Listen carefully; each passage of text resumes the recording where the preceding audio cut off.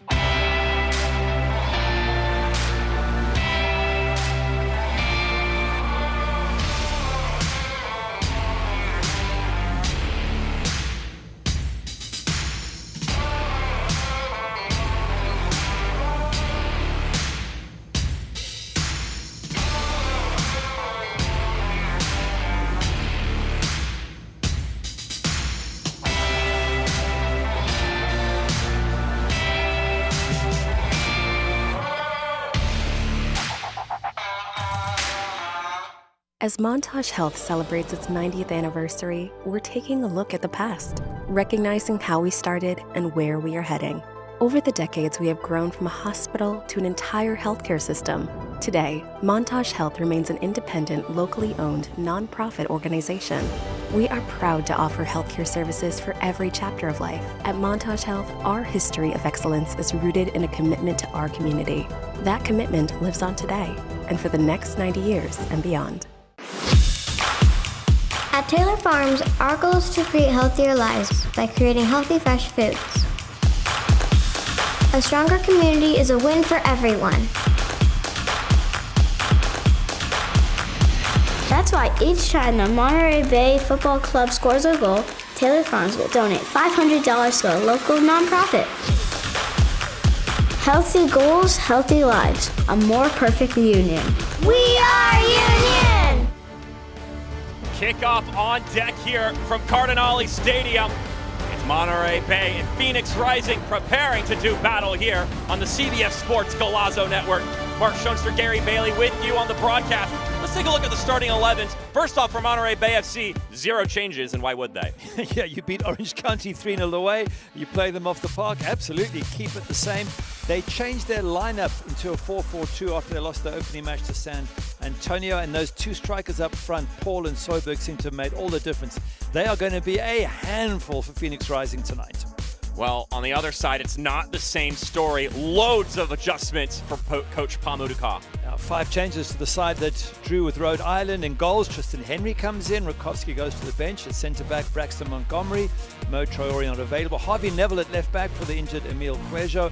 Carl Saint in midfield. Jamison Ping drops to the bench. And Joel Margarita, as we showed up front, he replaces Damon Rivera, who goes to the bench in what should be a 4-3-3. And by the way, 4 teenagers on the bench, along with, tell us who?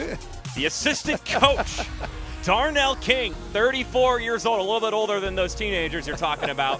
He's got to put on the boots again after stepping into the coaching role this season when duty calls. Well, they've got a ton of injuries you'll tell us about later, something like 9 that are not available, and so Darnell King, who retired over a year ago to be assistant coach, just got the nudge there, put the boots on, you might get 10 minutes here tonight. What a moment that would be, of course. They love to bring in the guys who have been training to play as professionals this season, but if duty calls, Darnell King in fit enough shape to get back out there and put in a shift. Our official for tonight's match, Brandon Stevis. Looking forward to getting this one going with you all.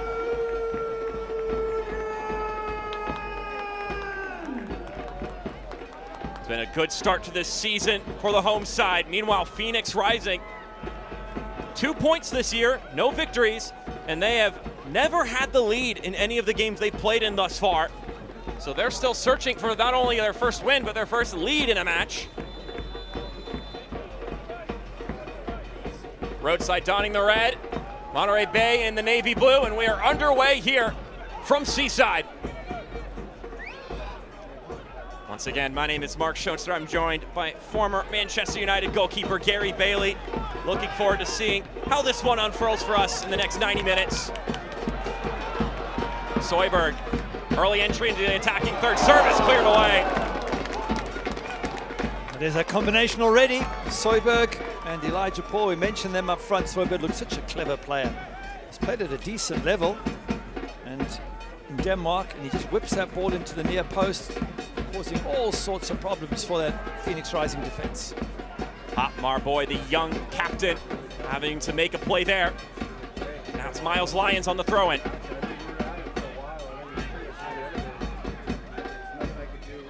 Lyons in a tight space. Gets that ball away, but ultimately a harmless ball.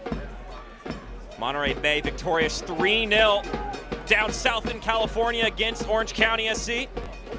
Head coach Jordan Stewart knew that Orange County enjoy having the ball, especially out wide where they can do some damage. He mentioned our press cues needed to be good, and they were. We limited their chances by waiting for those cues, and then our build-up was very good, much better than that opener against San Antonio to start the year. And I mean, everything's pretty much been upward since that opening game. And what really impressed me in that match against Orange County, many teams who would go 1-0 up away in Orange County would have held on to the lead. They went and got a second and a third. And we've got our first booking, not even 2 minutes into the match. Now Lati goes down.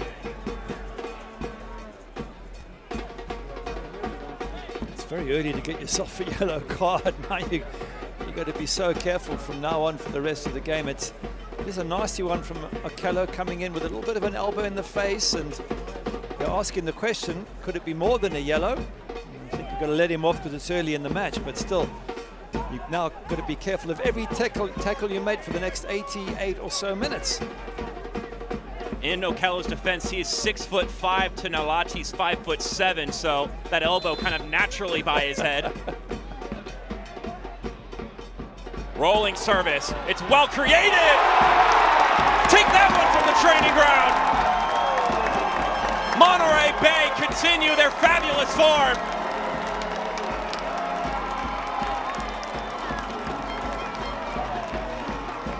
Very, very clever free kick. They switched off Phoenix Rising. They weren't watching the runners. and you're able to play the ball into the box. Have a look what happens here. Plays it into the box, not picked up there, comes across. Carlos Guzman says, thank you very much. I'll stick that one in the back of the net. Brilliant little bit of play there, and Phoenix Rising caught cold way early in this match, and now they really have a battle against the side they know is fantastic, and they're giving them an early start by not picking up runners from a set piece. It's always a special goal when you get the center back on the score sheet. Carlos Guzman, the 30-year-old. You know those guys always savor scoring. And that's another healthy goal brought to you by Taylor Farms.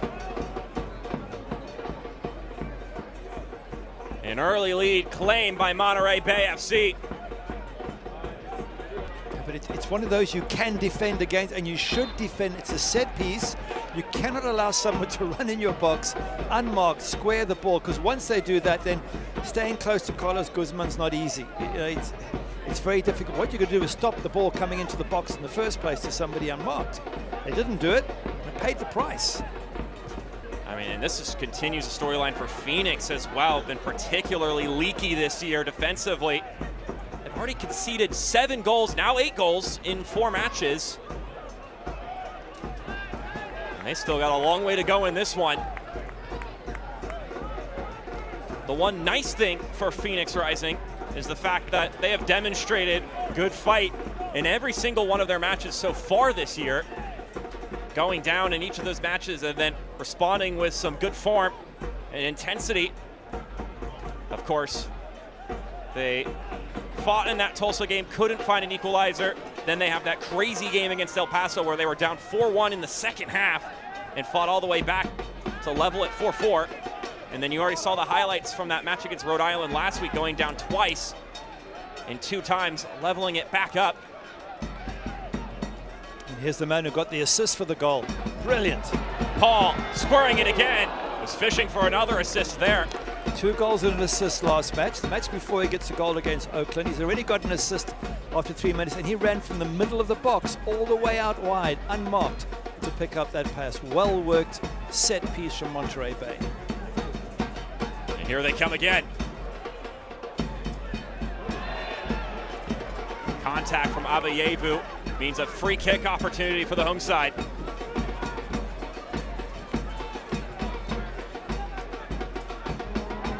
Got Soyberg just lining up as well. He's dangerous. Saw him take a free kick last week against Orange County. He managed to get it over the wall and it dipped so quickly, but just couldn't quite get under the crossbar. Organization here from Tristan Henry, getting the look between the sticks today instead of Patrick Rakowski, who started the first 3 matches.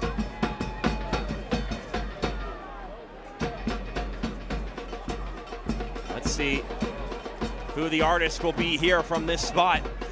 You see Mael Malongo and Anton Soyberg both sitting by. 2 players who have impressed early on in this season for the Crispin Kelp. Malongo, too much air underneath it.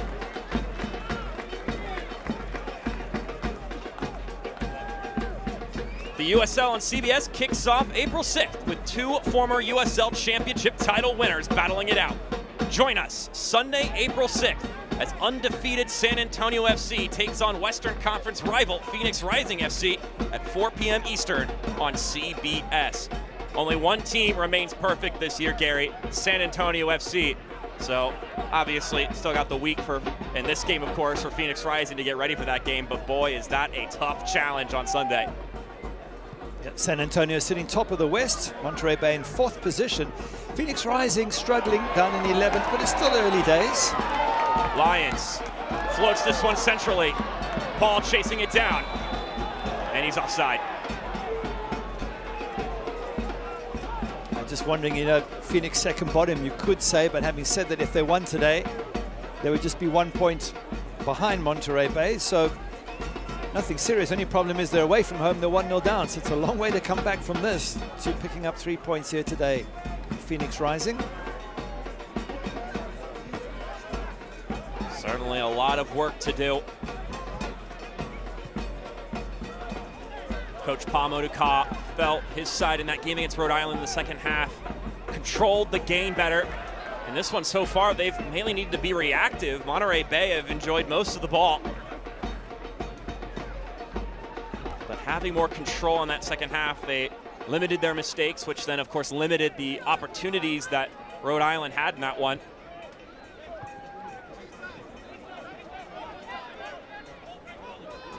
Their shape being tested so far in this one. The home team just controlling the match. Revelar floats it inside. Couldn't connect with Paul. They were searching for something spectacular there. Ball in was a good one as well. Nice and early from Revelar. Just thought he had was going to have a swing with that left foot. Couldn't quite reach it. Still battles so well though to get the corner. And I think everything Monterey Bay doing for Jordan Stewart right now is just, it's looking fantastic. What a turnaround after that opening game of the season. Here is another bagel corner kick, actually your first of the night. Monterey Bay. While the referees there, that opening game was against San Antonio, a loss. They were 1-0 down against Open Roots, but since then, they have been on absolute fire, have this Monterey Bay side. Nalati. Swathed away by Tristan Henry. He tipped it onto the crossbar, in which case it was a save. Have a look at the big goalkeeper's arm come up here. Yep, gets a little tip onto the crossbar. Bodies all around him, not easy for the keeper.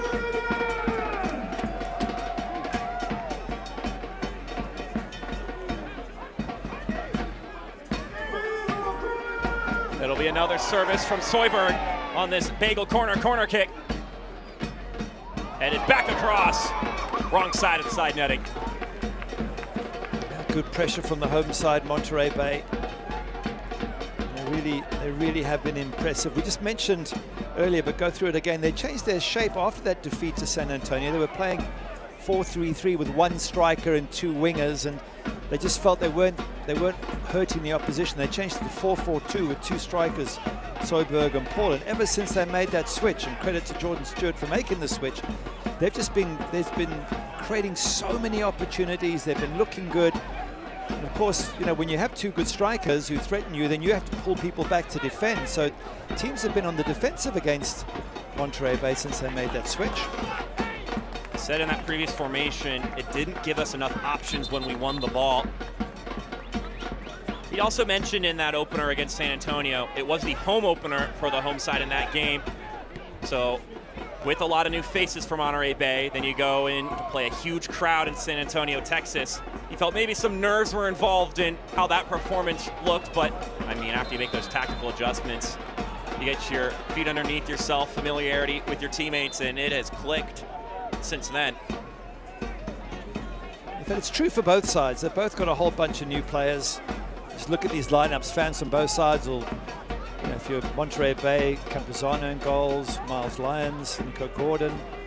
As you go along, Wesley Fonguk, Malungo, Soyberg, Paul, that's more than half the team, and you could probably say the same for Phoenix Rising. Tristan Henry in goal is a new signing, and Braxton Montgomery is just starting out. Harvey Neville's come in, Okello, Avayevu, Saka. In fact, it's easy to tell you the players who remain from last season for both sides, so they're both settling in, they're both getting to know each other. Margarita. He is one of those few returning players out there right now. Neville. Drilled service headed away. Okello trying to juggle it. Margarita goes down. Cleared out for a Phoenix throw. Avievu will leave it for Neville. It's the first foray into the attacking half, really, for Phoenix Rising.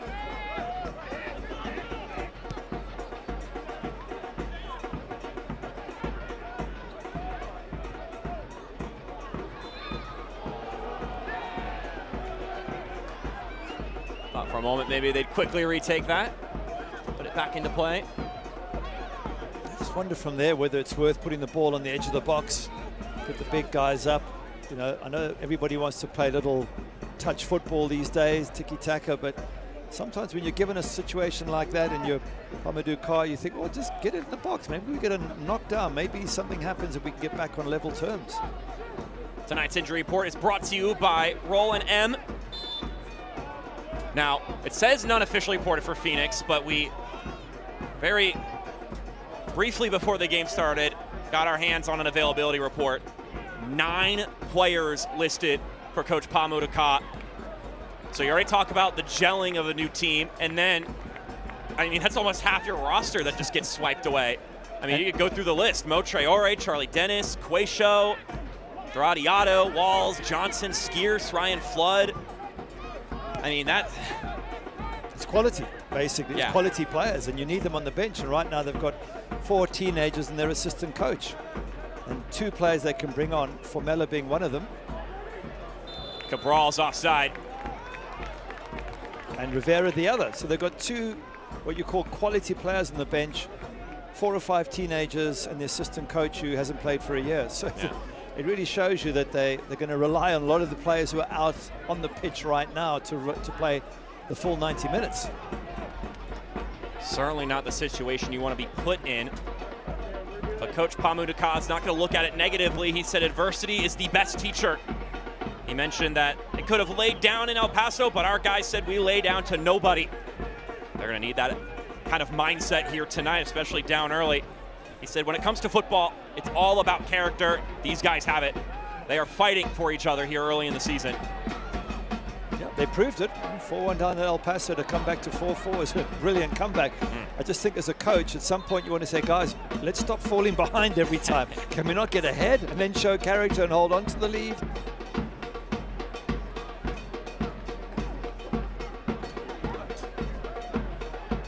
As much as you love to have those teaching moments being down, sure would love to take the advantage for once. Margarita, crafty there. And that's a yellow card for Miles Lyons. That's his 3rd yellow card of the season. So he has now had a yellow in every single appearance. It's an unnecessary yellow. You've got to keep the yellows when you really need them. I mean, Margarita's 15, 20 yards short of the halfway line. He's no threat. Save it for when you want to bring someone down near the edge of your box who's about to go, you know, and create a goal-scoring opportunity. So 2 cards early in this one for Brandon Stevis. Both of which reasonable yellow cards to issue, but not the wisest of decisions from the 2 assailants.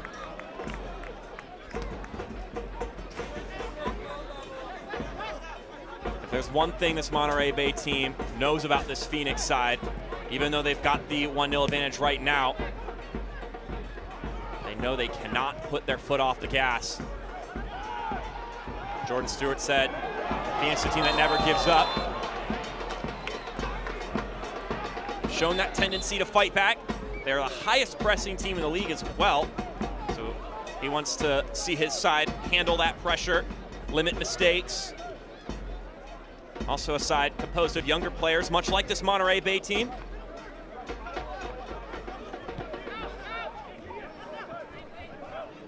Margarita, look at that along the touchline.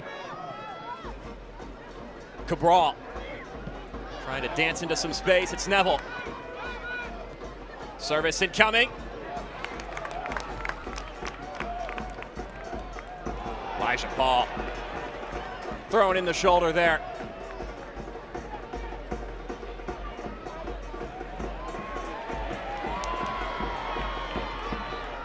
That's quintessential Mael Malongo, such an explosive player, impressed at the League One level, and now earned the opportunity to play one stage higher. Cabral in the middle, skips by the keeper. And these fighters from Phoenix continue to retaliate. Brilliant comeback from Phoenix Rising. Unnecessary giveaway though. Monterey Bay has a few upset faces there, but they took advantage of it, Phoenix Rising, and of course Remy Cabral. From that position that he got the ball, he's always going to be dangerous. Lovely ball played into him there.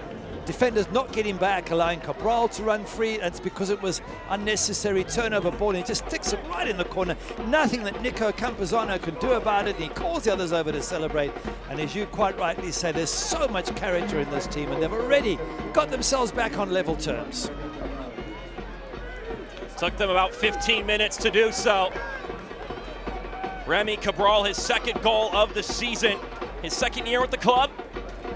Was on loan last year from the Colorado Rapids organization, but this year was officially acquired by Phoenix Rising. They liked him so much, they decided to keep him.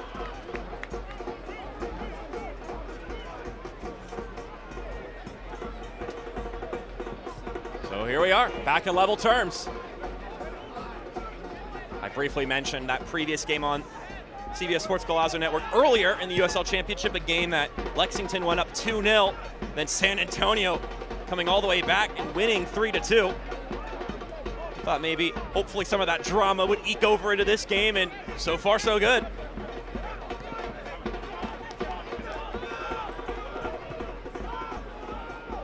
It just felt like Monterey Bay had the ball on that left-hand side. They were progressing up. They tried to get a bit trickier. Then they lost possession, and defenders were out of position, and they got punished immediately from that. I'm pretty sure that Jordan Stewart will not be happy with the way they didn't protect the ball when they had it in their possession. Jordan Stewart, the head coach for Monterey Bay FC against Pamodoka. It's not the first time those two have clashed before, but this is the first time with them both on the sideline, both being former professional players themselves. Pamodoka said, we're looking forward to playing them, and having played against Jordan Stewart back in our footballing days, it'll be cool to now translate that to the sidelines. Paul kicks it back. A little bit of a mess here. The home side have it. Lions headed away on the cross.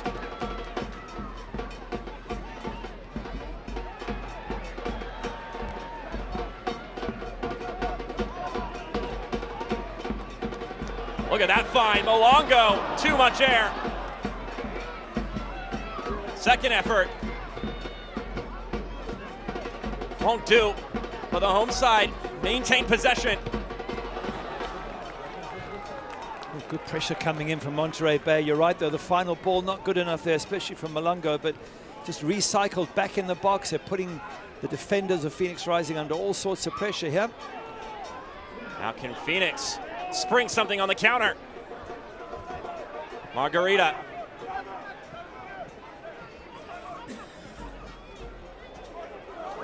Looks to be crafty there. And the ref blows the whistle. And a yellow card for simulation. Gerald Margarita trying to draw the penalty. Brandon Stevis not pleased with the performance here. Yeah, he went down way too easily. He was very clever. He got the ball between the two defenders, but then wasn't going to get there. Went down in the hope that the ref might see it as a bump or a trip. He didn't even argue about the yellow card, so clearly he agreed with the referee. Tonight's match has been briefly paused in order for players and officials observing Ramadan to break their fast and consume food and drink. So we are going to pause here because we have a Ramadan break here for those practicing. They fast throughout the day, not allowed to eat until the sun goes down. And now that it has, they can finally consume something. So we mentioned the two head coaches having played each other in their footballing days. And look at that. Very excited to see each other, but we did talk to both of them. It's all love before the game, but once the game starts, they aren't friends anymore. Yeah, but they look like really good friends, and they said it'll all be love after the game as well. But isn't that wonderful what they shared in their MLS playing days, and they're now both very exciting young coaches with great futures ahead. The beautiful game isn't just about those 90 minutes on the pitch, but about all those relationships you develop throughout your career, and not just while playing, but here now into the technical side. Jordan Stewart in his first full year as the man in charge for Monterey Bay. Meanwhile, Pamodoka in his first 4 years as well. Of course, though, Jordan Stewart plugging in the middle of last season, so a little bit more time under his belt in charge of this particular club. Campuzano, good goalkeeper, made some very good saves the last couple of matches. I just wonder though if he's going to keep Phoenix out. I just thinking Phoenix Rising now 3 and a quarter games and never been in the lead. So is this the game in which they're going to get ahead? They're going to have to beat Campuzano again to do it. Very interesting story for Nico Campuzano, 27 years old. He last played at the USL League One level and played as a bit of a stretch. Didn't get a ton of minutes with Lexington, but then he went to a scouting combine in San Francisco, which also happened to be visited by Jordan Stewart and his staff. And they were in the goalkeeping market, and they were deciding that they were going to emphasize on goalkeepers who are good with the ball at their feet versus the top-notch shot stoppers at this level. Obviously, sometimes you got to prioritize one skill over the other. That being said, though, he's good for a big stopper too each game, Jordan Stewart told us. So he impressed at that combine with his technical ability, and then Lexington gave the good appraisal on his character. And sometimes a player just needs to change the scenery, a new place, and then they can blossom. That seems to be the case for Campuzano. Well, it's a good reason why he's excellent with his feet. You know where he started his football? Barcelona. Whoa. The Barcelona, then he went to Las Palmas in Spain. So if you're growing up surrounded by that sort of intricate skill level that you do get in the Spanish La Liga, then it's almost a given that he's going to be good with his feet. But he made some good other saves, as you say. He made some great point-blank saves against Orange County, so he could be the real deal, this Nico Campuzano. Just needed a fresh start.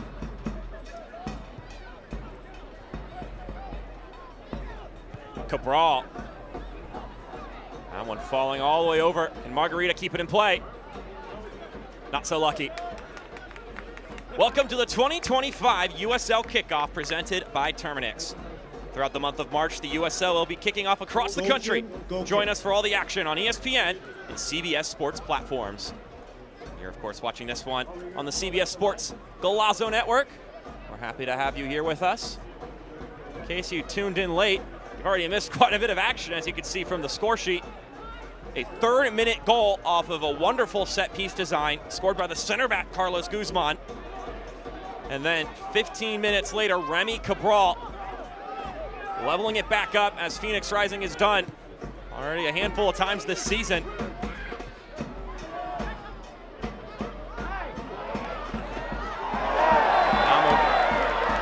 Boy, running into the Lions there. Had the clearance, and then there was a little extra thud after that. Let's have a look and see who gets the ball first. It's hot. Let me look at it again. I think it's because Papma Boy gets the ball first, but his boot is up in a dangerous position when he wins the ball. And I think that's why the referee has given the yellow card in the free kick. It's dangerous play from the captain. Second yellow of the season for the young skipper.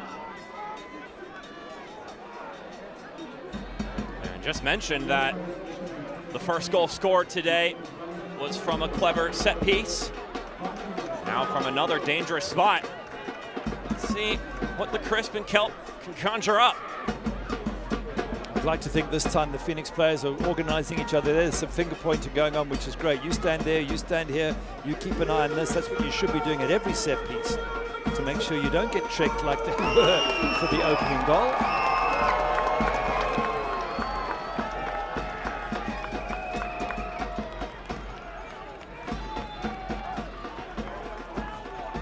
Same two behind the dead ball as that first goal. It's Soyberg and now Lati. Soyberg himself straight into the wall. Second effort, same as the first. Soyberg just a little bit late to the ball. Gives away the foul. Back in the box there.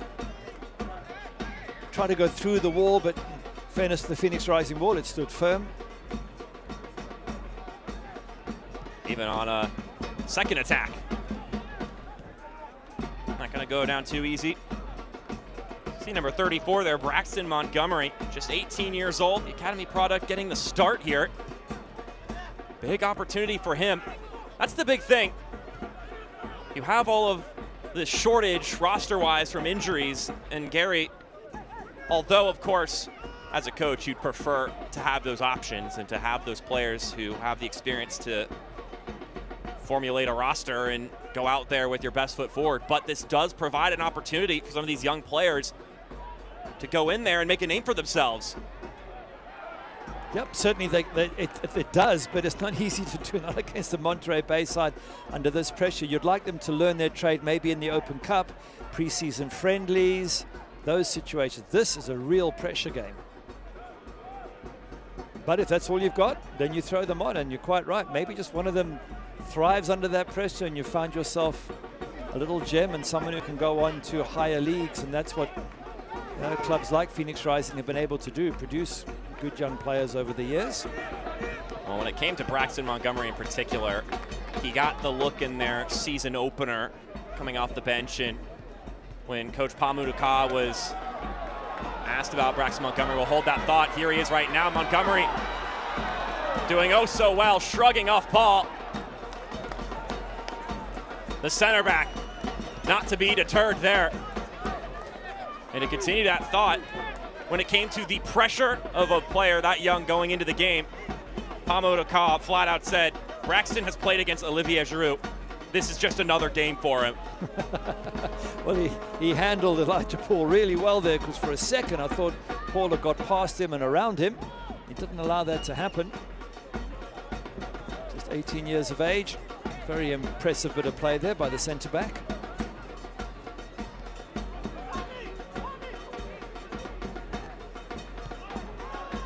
So his name called in a high intensity moment there. He's able to get it done.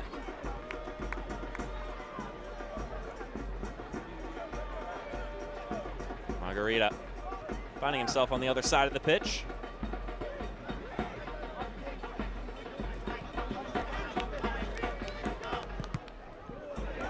That one given away. Soyberg gonna test the goalkeeper, and Henry backs up. Not enough air underneath that shot. Just wonder if Soyberg, he had Adrian Rebellar on his right-hand side making a run. I thought the better option was just to slip the ball through, because Rebellar was on his way to goal. Instead he goes for the long-range golazo type over the goalkeeper and doesn't hit it right. So I think opportunity perhaps lost there for Monterey Bay. Saint carelessly giving that one away. Malongo. Bested by Potmar Boy, but now Elijah Paul.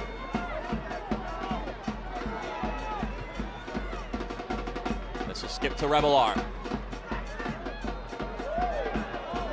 That curling effort, easy to claim for Tristan Henry. I think he just saw the run of Xavier Nolati and just thought he could bend the ball into him, but he put too much on it. As you say, straight through to the keeper. It's interesting cut and thrust here. You get the sense that Monterey Bay are the more dangerous, but Phoenix Rising on the counter-attack have their moments as well, especially through Joel Margarita. The home side just applying this press and making it fairly difficult for Phoenix Rising to play through. Sacco. Switch it over to the right-hand side. Looks like the wingers have swapped sides, Gary, here for Phoenix. It was Sacco on the right and Margarita on the left to start, but it appears they've flipped positions for now. Margarita still with it. Oh, he's dancing with the ball. And how about that service to Cabral? But Campuzano is ready.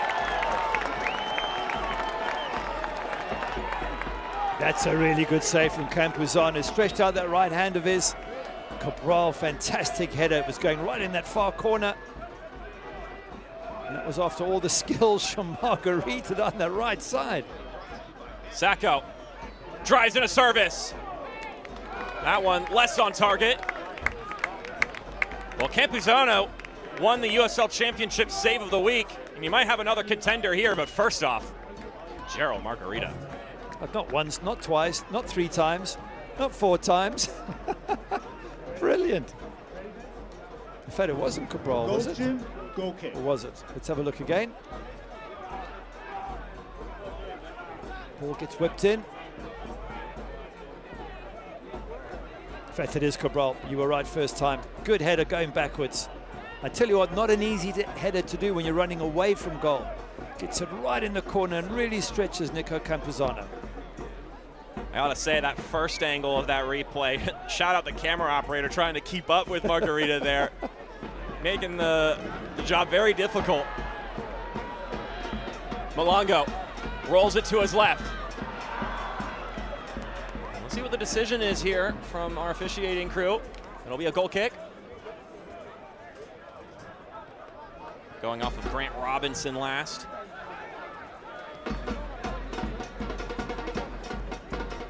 Remy Cabral making a good test at goal there, but it wasn't good enough. Campuzano up to the challenge. We saw a fantastic goal scored by Damian Rivera last week, ended up winning goal of the week, and as you already mentioned, it wasn't enough for him to earn a spot as a starter in this game. And I think that's mainly because it's a lot of competition for those 3 starting spots up top. I mean, look at the man who stepped in. Margarita's been fantastic. Did about 5 or 6 little turns there, turning the defenders inside out. He really is a special player, as you mentioned, played in the 2nd division. And in fact, his team is now in the Eredivisie. They've now got up to the very top alongside Ajax and PSV and all those teams.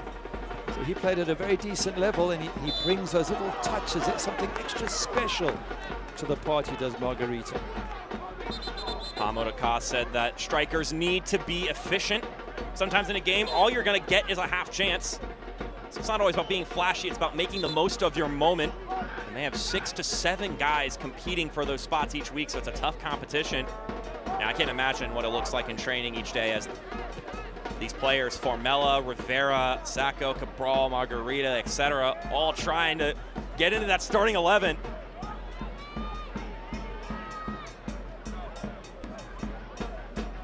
Malongo with the service. Paul got a piece of it, but that's just about the end of it. Select is proud to be the official match ball supplier of the USL Championship. From the Academy to the big leagues, Select is there every step of the way. Visit us.select-sport.com for the latest Select products, specials, and more.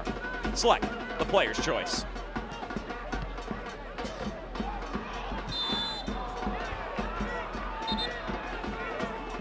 Got to pick out the quality of both Elijah Paul and Remy Cabral.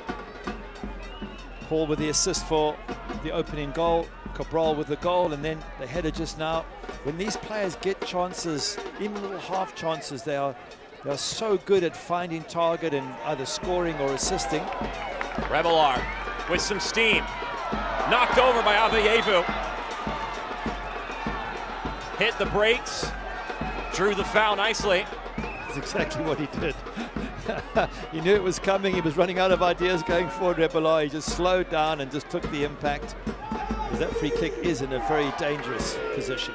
Have a look, he's running and then just there, just steps across and slows down a touch and wins himself a very useful free kick. I know sometimes in basketball that's called a hostage dribble. You just hold up and wait for the guy to run into you. I don't know what we call it in soccer. It's just using your head, basically. Inviting the contact. Now the question is, do you go for this? Because Soyberg can bend the ball, he can dip it. Does he try and get it over the wall? He's very close to the wall. Well, close to the wall, but close to the box. Hard to get it up and over the wall and down. Or does he go into that space straight at the goalkeeper, Tristan Henry? Now Lati with the bending effort.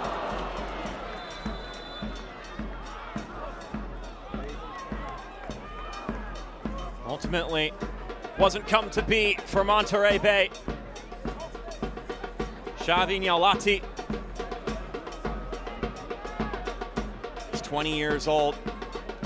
A little bit further south in San Diego.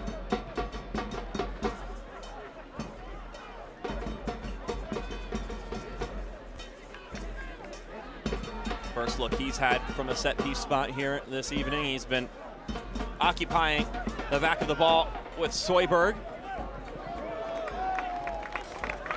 Nico Gordon dealing with that one. Doesn't have to win it, Joel Margarita, but he puts enough pressure on the defender to force the defender to head it out. And now here they are with possession way into Monterey Bay's half. That's good soccer, good thinking. Sliding effort from Gordon. Disposes of possession.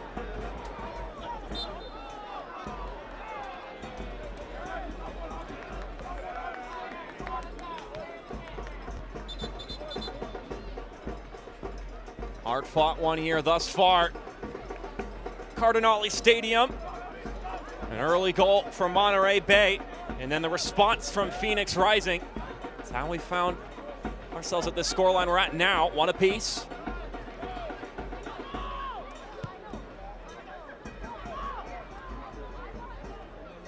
Nicely kept in play. Well, that's where the end of the niceness is for Phoenix Rising.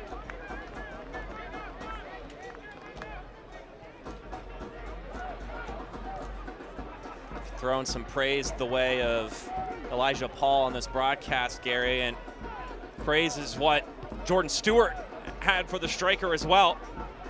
Coming off a Player of the Week performance, 2 goals and an assist in that 3-0 victory on the road against Orange County. Campuzano gets that one away. Jordan Stewart said that what you see on game day is what you get every day with Elijah. He comes in early, works on his finishing, both right and left-footed. He's a bubbly guy, but hones in when it's time to work. And they may be onto something here. Paul has that one knocked away from his clutches. And it wasn't just him, and also in the team of the week, Soyberg got in, Campuzano, and Jordan Stewart was coach of the week for week 3. So I think success all round for players and coach. Are they onto something here? The cross, dipping in.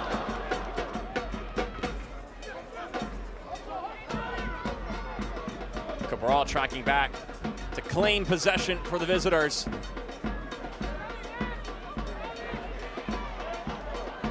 Now they can push forward.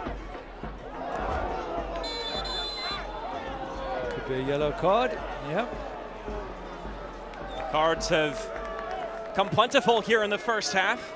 Xavi Nalati with his 2nd of the season.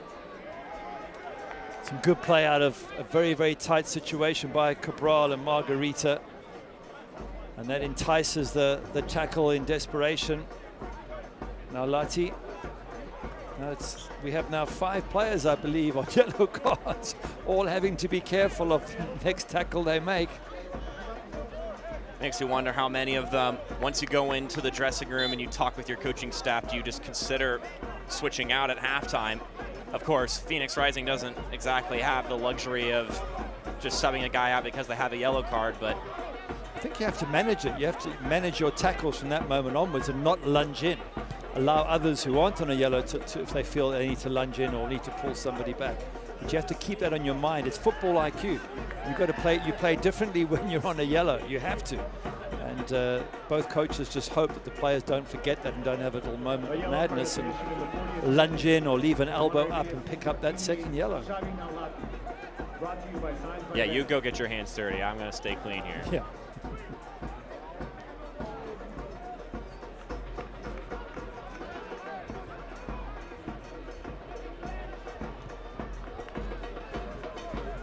After an incredibly dominant first 10 or so minutes in this one from the Crisp and Kelp, Phoenix have grown into this match not just via their equalizer, but also in possession and exchanging trips into the attacking half. It's definitely leveled out in that regard. Paul feeds it to Malongo. And the opportunity stopped dead in its tracks. The assistant referee, his eyes were locked in.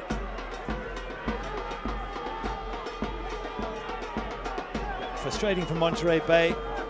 But just back to your previous point about Phoenix Rising, I think 2 players have made it possible to get back in this match. Remy Cabral, obviously with the goal, but also with his...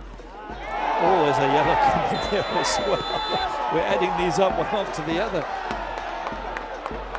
Harvey Neville joins the unfortunate party here. There's no question about this. This is late. I mean, there's no malice, of course, but just back to that point, Remy Cabral is so dangerous, and Margarita, and between the two of them, they've forced Monterey Bay to have to keep an eye on defense, to have to make sure defenders stay back, wing backs don't both go up, all those good things. You can't take too many risks, so that seems to have leveled out the game somewhat in this first half, and that's huge credit to Cabral and Margarita. They've had to cheat back a little bit at times defensively too. Remy Cabral, notably a couple moments earlier, able to prevent Monterey Bay from getting set up deep in Phoenix's half. It's that intensity and that dominance that Coach Pamudaka is searching for in his side as their identity. Wants them to be dominant on and off the ball. And for them, the mission in that regard is having that intensity for 90 whole minutes. Because yeah, you can look at these comebacks and these responses after going down as a positive, but they keep going down as well, as we've talked about. So if they can have that intensity from the get-go, maybe they just need to be tricked into thinking they're trailing after the whistle blows to start the game. Coaches will always take learning points from anything, a defeat, a draw, a win. And if they keep coming back to get draws, they'll take that as a positive. But no coach wants to go behind. You'd much rather be ahead. You'd much rather look to catch the opposition taking risks and then get a second and a third. It's a much more comfortable position. As we said, one that Phoenix have yet to experience being in the lead.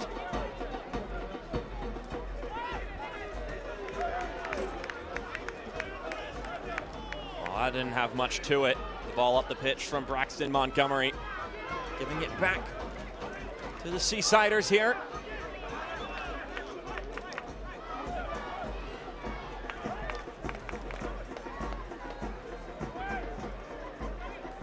Approaching halftime here on the Golazo Network. Got you up on everything around the USL during the halftime break. So be sure to keep yourself locked in here. Margarita.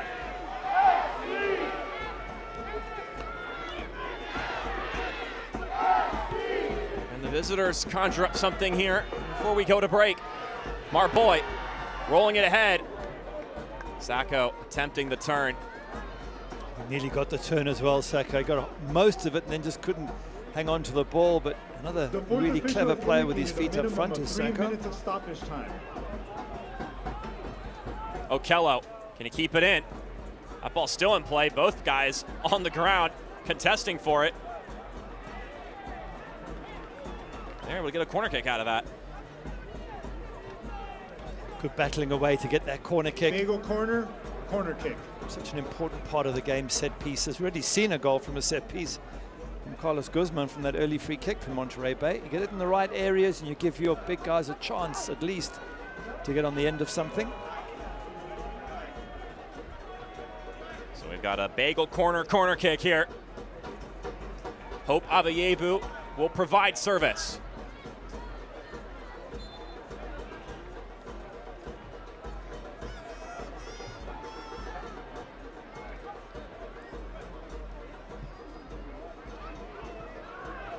Marboy gets on the end of it, whistle blows, and Isan Sacco sprung up looking like he was going to flip his legs into the air there. A clash of heads and question marks being harsh to the referee, but that's what a good set piece does. It allows you half a chance to get on the end of something. There was nearly an overhead kick coming. It was all happening in the box there.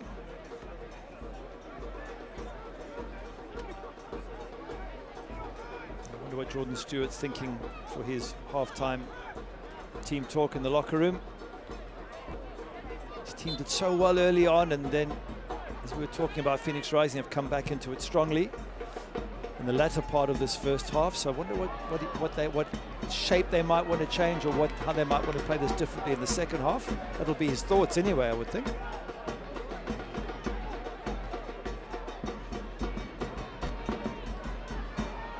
Avayevu with a good stab. Well, looked like a lot of real estate, but Guzman closes it out quickly. Sacco for a moment had Green in front of him, and then the center back who scored that opening goal Guzman did well to get to the ball first, and once he feels contact, he's going to stay down to A, make sure he gets the free kick, and be a little bit of sympathy from the referees. If it happens again, there'll be a yellow card. But good defending. Wasn't much of a contact, but he's going to make the most of it, obviously. As you expect, another one of those returning players from last season for either of these sides, which is a sort of rare background for most of the players out on the pitch right now. He's been around the block a few times, Carlos Guzman, mostly in Mexico, Toluca, Tijuana, León, Casca, Puebla. I don't think there's too many clubs he hasn't played for in Mexico. And after 45 plus, we're still tied up here at Cardinale Stadium. One apiece between the home side and the visiting Phoenix Rising. It was an early positive start for the Crisp and Kelp, but Phoenix Rising have lashed back, and it's looked pretty even in the final stages of this one. Yeah, anybody's game in the second half. Only problem for Phoenix Rising is they've got mostly youngsters and a retired assistant coach on the bench. So the strength and depth might be a problem for the Rising second half, but so far all even. With that in mind, we're going to prepare to step aside for a quick break. When we come back, we'll look at some of the weekly honors in the USL Championship. It'll be our first leg of what's going to be a great halftime show here on the Golazo Network.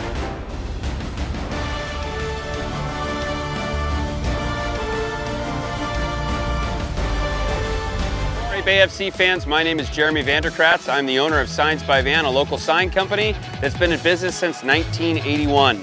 With over 25,000 signs built to date, we have the largest running staff in all of Monterey County. But don't take my word for it. Have a look around Cardinale Stadium and you'll see our craftsmanship all around you. Find your way in, find a drink, find your food, find your seat, and find us at signsbyvan.com. Hola. ¿Alguna otra cerveza? No, Michelob Ultra. Ok, ahora vuelvo. Are you paying too much for your car insurance? Call Coast Auto Insurance to receive a free quote and see how much you could save. Coast works with over 50 different insurance companies to make sure you get the best rate for your car, motorcycle, home, or business. Coast is a local company with local people. We do vehicle registration, SR22, and insurance for Mexico. Call Coast Auto Insurance today for a free quote and see how much we can save you. Or go to coastautoinsurance.com, where your peace of mind is guaranteed. SeatGeek is the ticketing app for fans like the High Five Strangers guy, game-winning interception, first down, just a nice, solid tackle. If you're in arm's length, you will be swapping skin with this extrovert. You see, he knows SeatGeek got him a great deal on tickets, so he can focus on what he does best, smacking palms. SeatGeek handles the tickets to sports, concerts, and more, so fans can fan. Well, Kelpies had some things to cheer about and some things to bemoan here at Cardinale Stadium. 1-1 your scoreline between Monterey Bay and Phoenix Rising. Mark Schoenster with you here on the Golazo Network. Let's take a look at all the positives from this past week across the USL. Here are your goals and saves of the week.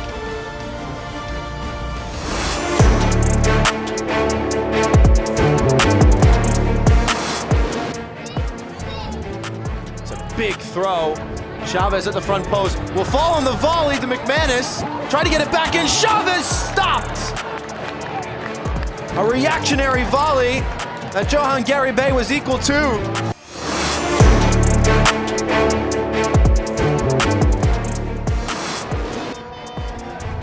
Here's a chance for one Knoxville. The flag will stay down. One-on-one and no mistake made. Mark Doyle opens the scoring.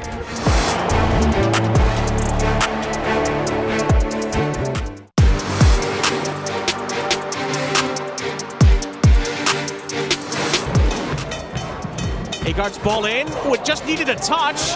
Still does! Oh, what a save! What a save by Nico Campuzano. He looked beaten.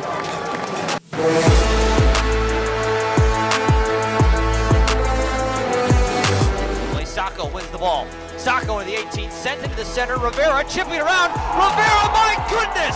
It's 1-1!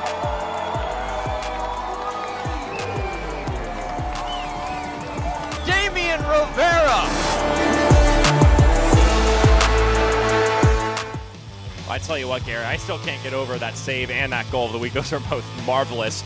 And although Phoenix, not any recognition here in the team of the week, Monterey Bay's all over the place here. Yeah, Elijah Paul gets mentioned, Anton Soyberg gets mentioned as well, and so they should, along with a whole bunch of other really, really good players. J.J. Williams was fantastic for Rhode Island, and Russell Cicerone, as always. Coach of the week on the left there, Jordan Stewart from Monterey Bay.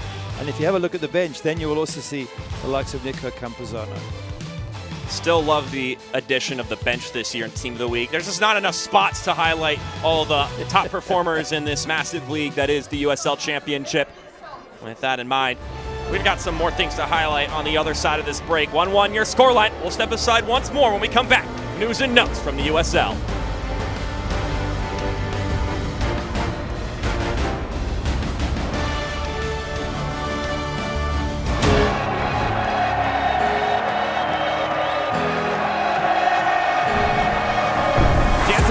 Tiptoed the line. Wilson! Brilliant! End-to-end! He has been on fire in Tampa Bay! Cross forward, put down by Gagi! The hero! Let's go!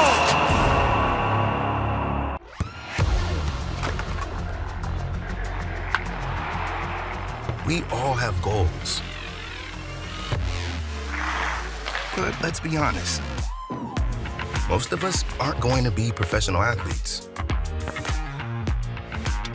But if your goal is to finish your degree, we can help.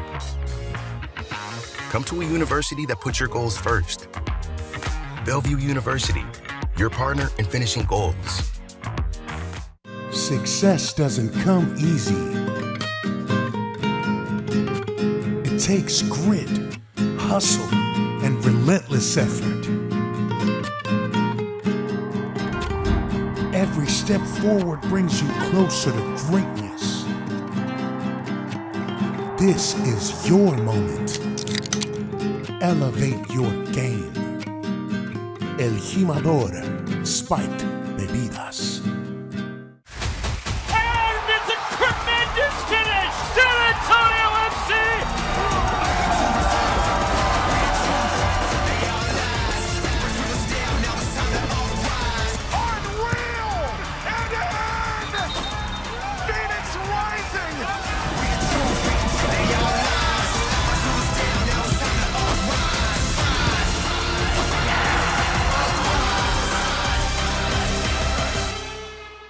As Montage Health celebrates its 90th anniversary, we're taking a look at the past, recognizing how we started and where we are heading. Over the decades, we have grown from a hospital to an entire healthcare system. Today, Montage Health remains an independent, locally owned, nonprofit organization. We are proud to offer healthcare services for every chapter of life. At Montage Health, our history of excellence is rooted in a commitment to our community. That commitment lives on today and for the next 90 years and beyond. Fans eagerly anticipating how the second 45 will break down. We're also sitting here in the wings waiting for it to get started. So while we're still finding time before we get to the second half, let's take a look at the news and notes from across the United Soccer League. Mark Schoenster and Gary Bailey with you here. 25 players across the USL representing national teams during this international break. But Gary, I just want to talk about right now that centerpiece. Oakland Roots last week had over 25,000 people at a USL Championship game. It's just continuing to grow here. It is. That's a fantastic crowd. Unfortunately, they couldn't get the result they wanted, could they? So, but hopefully for Oakland Roots, things begin to turn around at their new wonderful home. Maybe if you're a USL nutcase, you've got that game playing simultaneously with this one. They're up against Las Vegas Lights at this very moment, also at the Oakland Coliseum. And with that in mind, let's look at some of those scores from across the league. These were from earlier today, including, we already talked about that San Antonio game, but do any of these other score lines really stand out to you? Yeah, Loudoun beating Rhode Island, who got to the championship final last year. Loudoun started off well last year and faded. They seem to be off to a good start. El Paso finished the bottom of the West. They've had a few good results as well. Lewis City, strong as ever. Pittsburgh, always good. Birmingham Legion, though, struggled. And Charleston, Battery losing at North Carolina. Well done, North Carolina.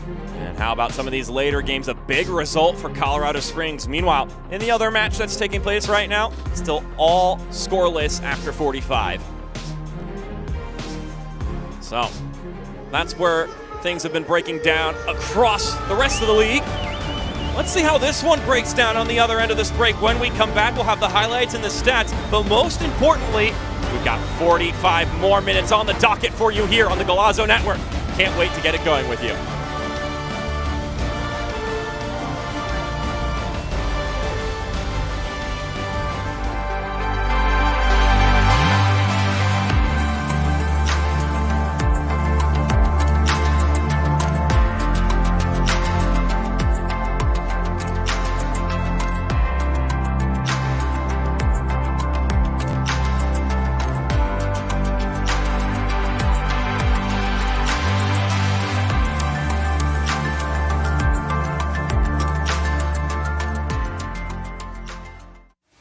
Hi Monterey Bay FC fans, my name is Jeremy Vanderkratz. I'm the owner of Signs by Van, a local sign company that's been in business since 1981.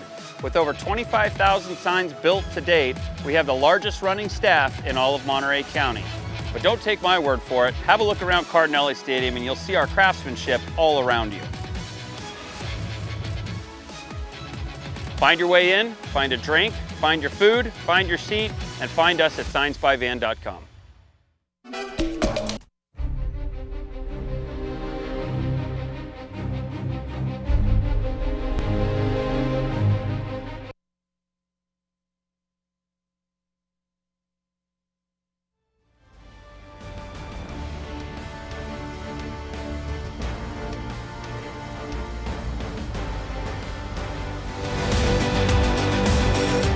Covering the biggest story in USL and US soccer this week, Paul McDonough sits down with Devin. Division One is coming. Promotion and relegation just right around the corner. What sort of expansion are we going to see nationwide, and sustainability? That is the biggest buzzword I took away from coming out of this interview with President Paul McDonough. He takes a deep dive, no questions off the table in our half hour together.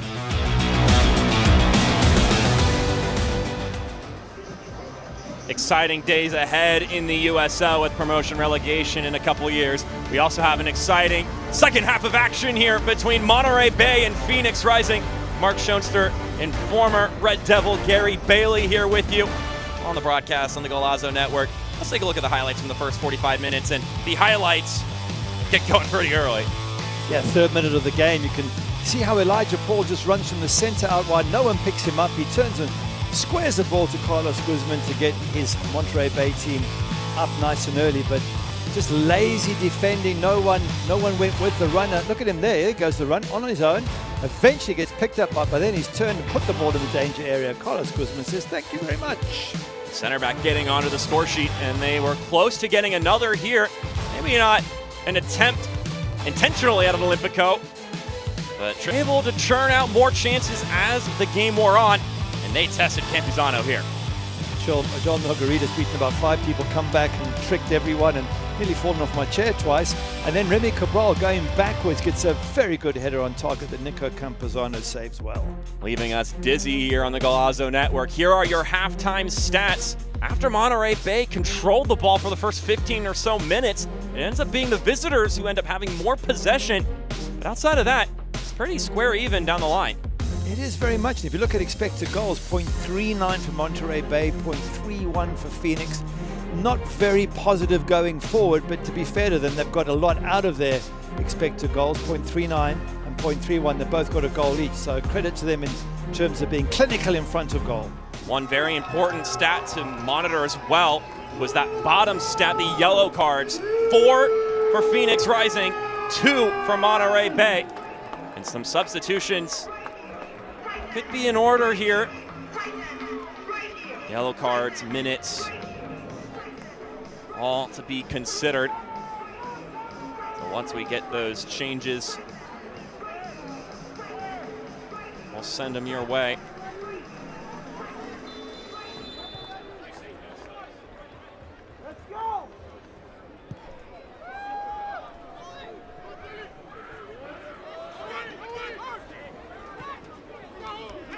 actually like to clarify, actually no substitutions made from either side, so all those players with yellow cards will stay out there for now. Gary, you mentioned they just need to be the ones who don't get their hands dirty.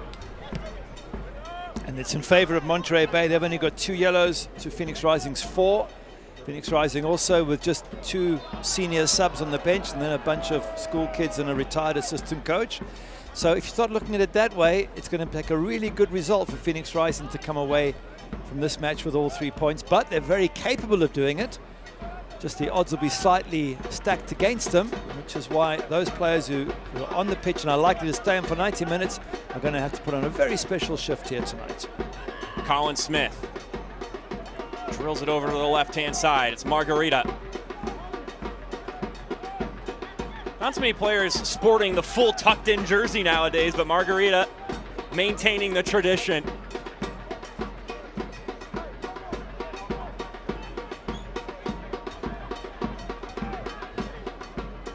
Avayevu trying to weave his way by several defenders. Couldn't do it. Worth reiterating, 9 players on the injury report for Phoenix Rising, which has resulted in some significant changes to the 11 and a lack of options on the bench, at least a lack of senior options.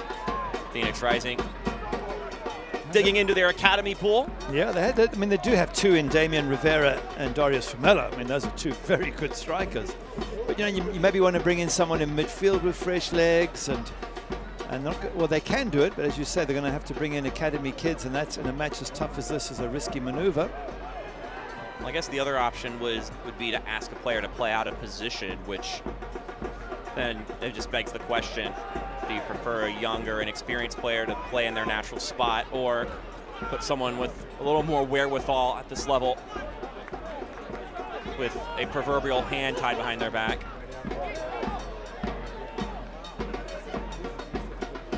Sacco gets out of a bind. Ref says play on. Margarita, he has been dangerous in this game. You just have to lock in the moment the ball is at his feet, because you just don't know what he's going to do with it.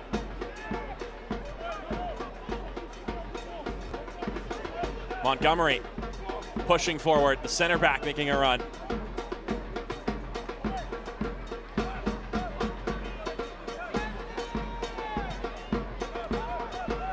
Phoenix Rising starting out the second half positively. So they're giving the ball away cheaply here, Monterey Bay. Instead of, just booting it out of defense, they're going to try and play their way out and now giving away free kicks. So good start to the second half by Phoenix Rising. 3 minutes in was all it took for the home team to take the lead in the first half. And it was from a set piece. Now we're 3 minutes in here. Phoenix Rising with perhaps their first opportunity at the second 45. Nico Campuzano, you saw his save of the week. It was fantastic. Had another great save here in this one. Will his name be called again? It's Margarita and Avayevu by the dead ball.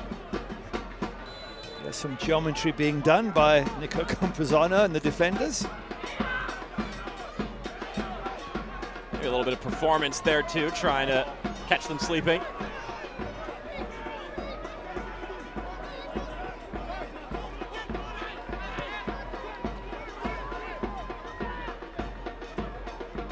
Start to this season for the home side. They are bunkered in a little bit at the moment. Okello finds Avayevu, setting it up ahead, but getting there first is Robinson.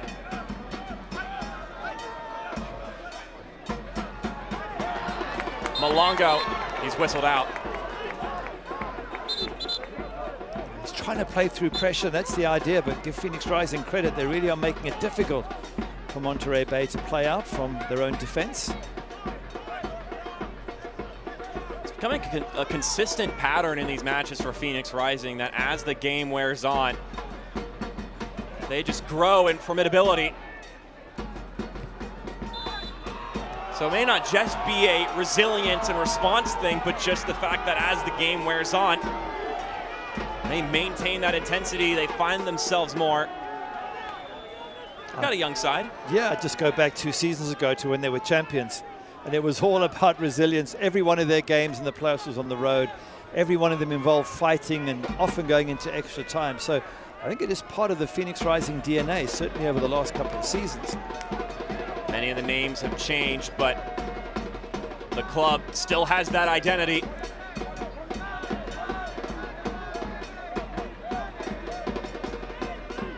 It'll look to be Abeyevu.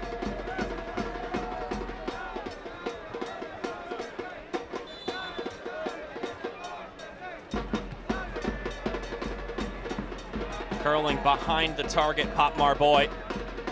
Harmless at the end. I'm sure Pop Marboy would love to score. He got an own goal in the last match at home to Rhode Island. And in fact, Coach Pamadou Carr just saying, you know what, we've conceded a lot of goals, 7 of them in the last 3 games. He said, but mostly our fault. It's mostly sort of errors and misjudgments. And he said, if we can cut that out, given how many goals we're scoring, we'll go flying up the league. So, and then how do they start this game? Not picking up a runner, Elijah Paul, from a set-piece free kick and paying the price. So I'm sure the coach would love, if he can get rid of those sort of errors, then this Phoenix Rising side has got all the potential in the world to score a ton of goals and win games. Now Lati finds an open man on the right-hand side. Lions rolling it forward. It's Lions again. Knocked over. There'll be a free kick over there on the right channel. By many intents and purposes, it'll be a truncated corner kick. Have a couple more options from this vantage point, though, for what you decide to do with the ball. Because it comes in, because there's less distance, it comes in a lot quicker into the danger area, which gives defenders and keeper a lot less time to react. And as a keeper, you can look at it from the keeper's angle here. You've got to watch that near post. You can't allow them to bend it in at your near post. So you have to almost leave the cross ball out and leave it to your defenders to deal with. Look at those 2 schemers over there. Yeah, they're doing all the angles, the geometry, the thought process, but as long as the keeper watches the near post, then I would assume their best bet is to whip it in and try and find someone with a head 6 yards out. Not too many opportunities to hold a conversation during the 90 minutes. This one rolled up top. Guzman, a lot of punch on it. Once again with the rolling service, working to some success. Everyone with their eyes to the sky. Try to sneak one underneath their noses.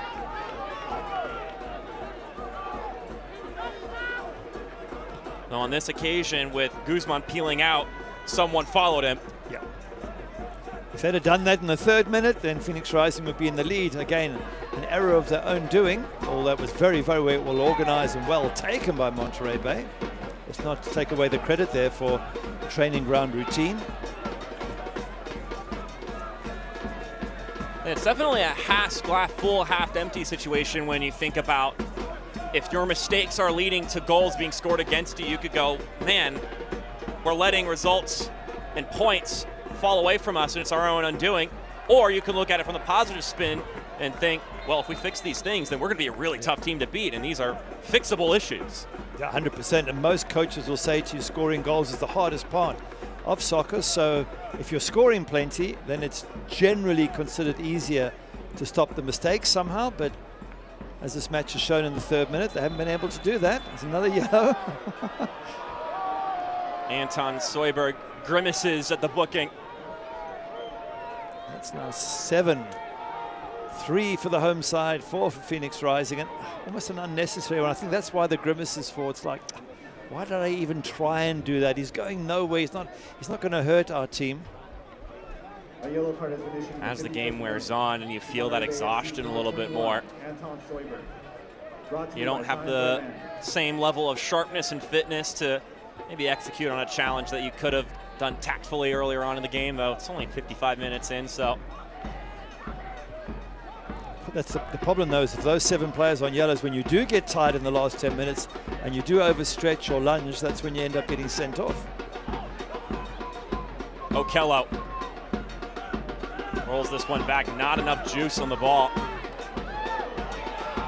Now Lati turns on the burners. Rolling it ahead to Malongo. He's got some pace to him. Mael Malongo. He's cutting inside! Trying to recreate the glorious goal he scored 2 weeks ago. Wasn't far off from it. Wow, you're right. I thought it was going to be another golazo, but give credit to Nolati. What a run he made. And then Malongo goes one way, goes the other, comes inside, hits it nice and early. That is literally maybe a couple of feet away from being one of the goals of the month. Absolutely brilliant from both Nolati and Malongo. And the one he scored against Oakland Roots, from there he bent it into the top corner. That's a fantastic bit of soccer there from both Nolati and Malongo. And not dealt with nicely there. Tristan Henry skying it over the touchline. It's been Phoenix Rising asking most of the questions here in the second 45. That's their first real opportunity. It's already a much better start this season for the Crisp and Kelp. Cabral, well, that got hairy, but Campuzano gets up quickly and distributes. Did well, the goalkeeper. He got to the ball first, so I thought it was fair, but it was touch and go. If he hadn't got that right, it would have either been a penalty or a red card or something terrible. So well done to Campuzano. Had to get it right, and he did. Monterey Bay already off to a better start than the entire tenure for Jordan Stewart last year. Remy Cabral still down after that collision. That's interesting. They were asking Joel Margarita to stop the game for Cabral, and he was throwing his hands up saying, no, I'm not going to do it, but it's his own player. So I was a little bit surprised by that, unless I'm misreading the situation. Cabral colliding with the goalkeeper Campuzano, and Campuzano's hand just gets to the ball first. Now we got our first two changes on the docket for Coach Jordan Stewart. See Luke Ivanovic and Ethan Bryant readying themselves for this one. So those are two players with some attacking prowess. Yeah, he's going to be able to make 4 or 5 changes because he's got that deep bench. Jordan Stewart for Phoenix Rising, that could be limited to 2, maybe 3 at the most. Cabral complaining, saying I got hit, but they were both going for a 50-50 ball, which Campuzano just gets to first. Tonight's substitutions are brought to you by BBSI. So, that exchange and that last goal-scoring opportunity for Monterey Bay, both parts in that one. Xavi Naulati and Mael Malongo. That being basically their last interaction in this game. Ethan Bryant will step into the middle of the pitch. The 23-year-old from Longview, Texas. And then Luke Ivanovic, who was the other goal scorer in that victory against Orange County. He'll step in and will perhaps be looking to recreate his late contribution in this one.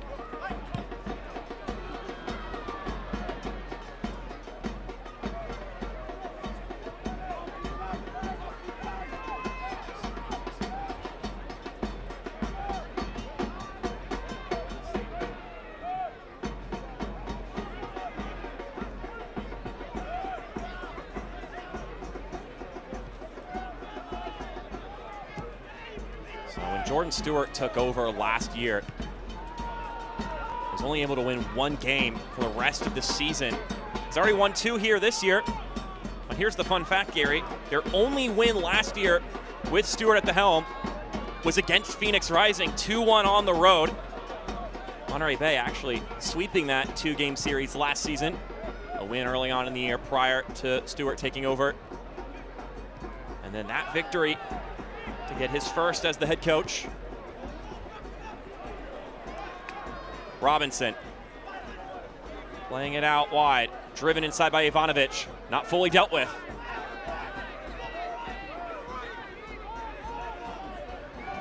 Ivanovic once more. Good find, Soyberg, dispossessed.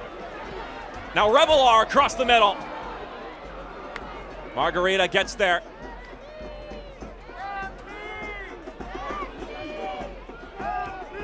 Promising moments there for the home side. Talking about the coach, Jordan Stewart, said to us he had 12 games at the end of the season where he just wanted to look at the players to see who he'd like to keep, which staff he would like to keep, and in the end he changed almost all the staff, got his own people in, and changed the entire lineup virtually. I think he's done a really good job, certainly judging by the Orange County result. I thought that was just an unbelievable game. Been a bit tough of Monterey Bay here against Phoenix Rising, but still a good job to have turned this Monterey Bay side around. I mean, this is a Monterey Bay team that has yet to make the playoffs in the existence of this franchise. So George Stewart saying, when that's the case, I think it's time for a bit of an overhaul. Yep. And that's not just for players, but as you mentioned, for the staff as well. Meanwhile, on the Phoenix Rising side of things, of course, club with some great history in the USL and are bolstering it even more by adding in a new pathway to develop scouts. Such an interesting aspect of the sport, scouting out players and finding talent, especially at this level. Talking to Coach Pamudakala about it.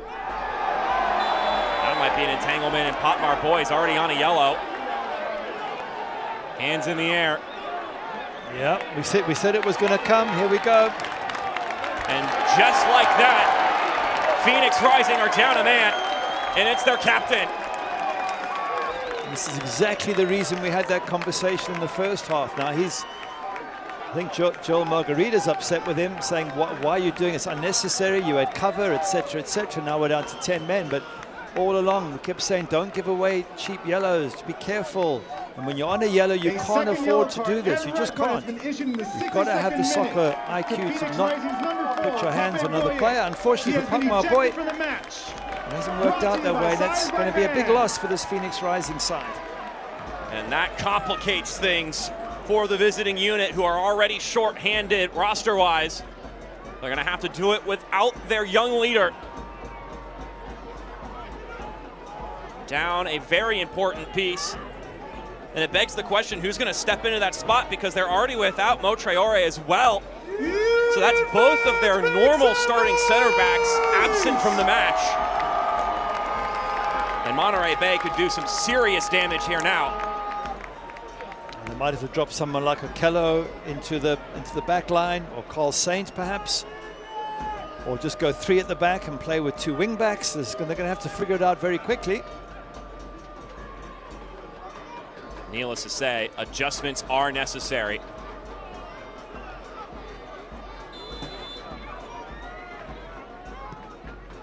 Service driven in, headed down, wind up effort! And just like that, Monterey Bay twists the dagger. They're back up top, 60 plus minutes into this one.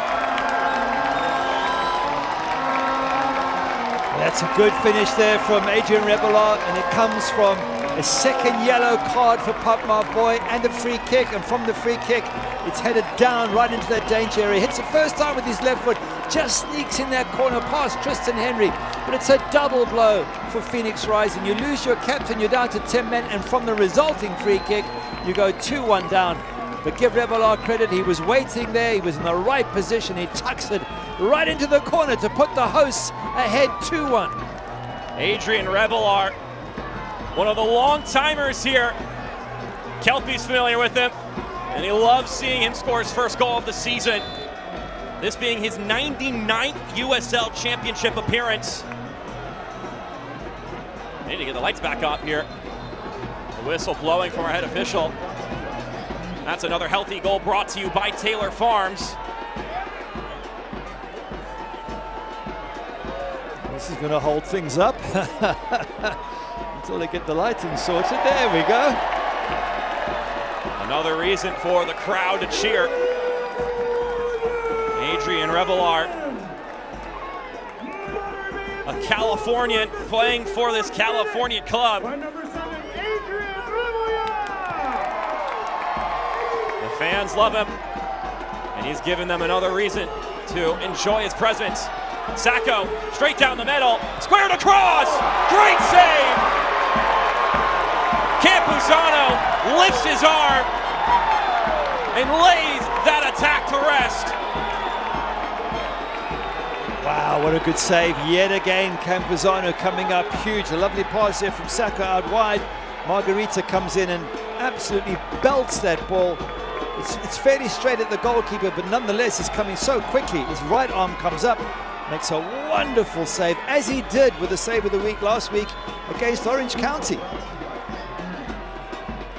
Well, we were told this week about Campuzano that they were prioritizing his ability to use his feet, and maybe they would sacrifice a little bit on the shot-stopping category, but, I mean, oh my goodness. He has already had some fantastic saves this season. I mean, this is game number 4. And a huge moment, too, because Phoenix Rising go down a man, down a goal, down on their luck. If they find a response right there, the tenor changes entirely. Absolutely, but we're back to what Pap Madukar said. He said we keep giving goals away, and that one I don't want to pick on Pap, my boy, too much. But he's given away an unnecessary foul where he could have just stayed with his defender. So not only does he get sent off for the foul, but from the foul they concede. That ultimately a coach will look at and say that's stoppable. You can avoidable is a better word. It's avoidable. Don't do these things that put us under pressure. This one bounces all the way through, and Colin Smith gets there a moment sooner. Quickly tossed in. Paul's tangled up. So Carl Saint with the challenge. Did he just kick him in the head? Carl Saint? Yep. Oh no. Oh, there's problems. And he's wearing the captain's armband now.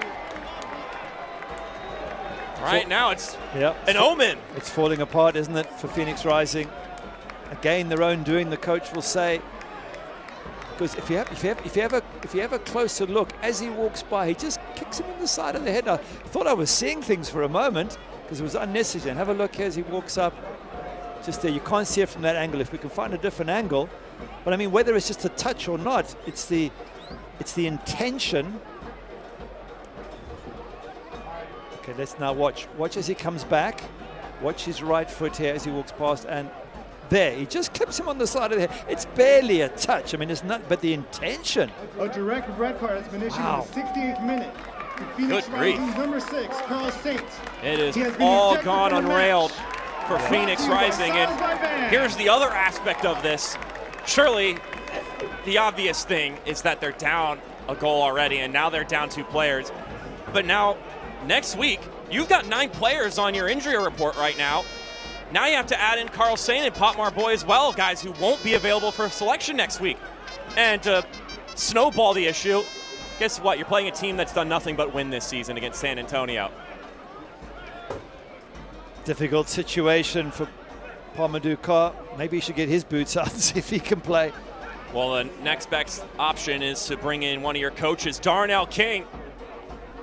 Thought his footballing days were over, and yet here he is. Exiting the match, number 91. His 175th regular season appearance in the USL Championship. The man from Tampa Bay, Florida, 34 years old, over 100 appearances for Phoenix Rising.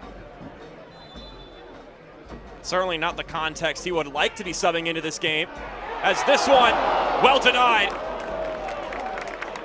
Wow, that looked like it was flying in the back of the net. Whoever got a foot to that, that was a fantastic stop. Let's have a look at it again and see if we can pick out the hero in this one.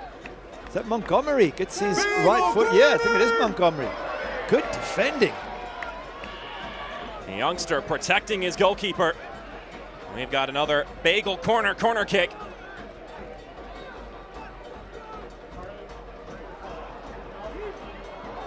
Still in danger. Claimed by Henry.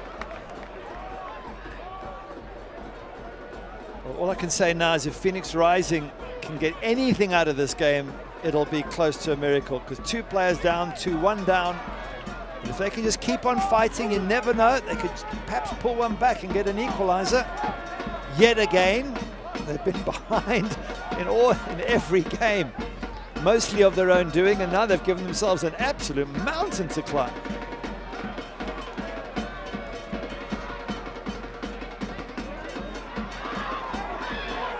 If you think back to El Paso, they were 4-1 down. Yeah. So what's worse, 4-1 down with 11 or 2-1 down with 9 players? I'm not sure, to be honest. Both of which on the road. Yeah, but they must just keep believing, Phoenix Rising. Ivanovic rolling that one out wide. Revelar. Soyberg! It ends up going straight down the middle. But oh, he wanted it. It's a great overhead kick.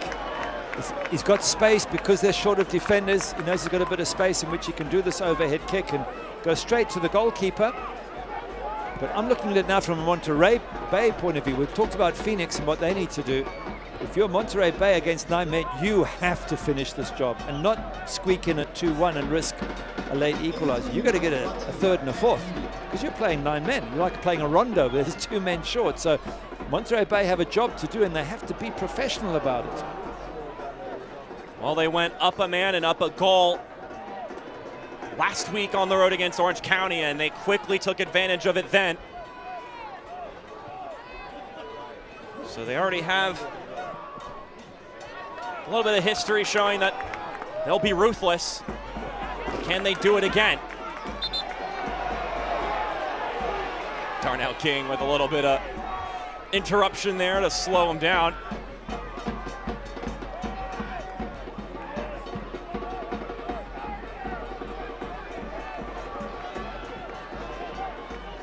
Here come the Crisp and Kelp.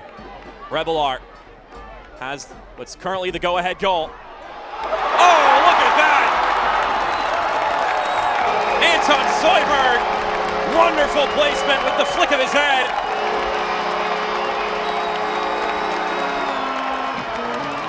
That's a good finish, and he has scored with his head already this season.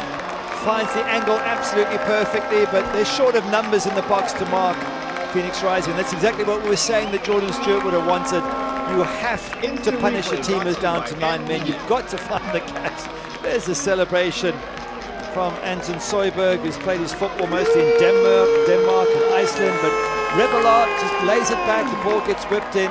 He's unmarked at the near post. It's still a very difficult one to tuck away, but he's unmarked, so all his concentration is on getting the angle right, which he absolutely does to perfection. Anton Soyberg, the Danish forward. He has demonstrated his quality early on in this season. His opening foray into the USL has been an eye-opening one.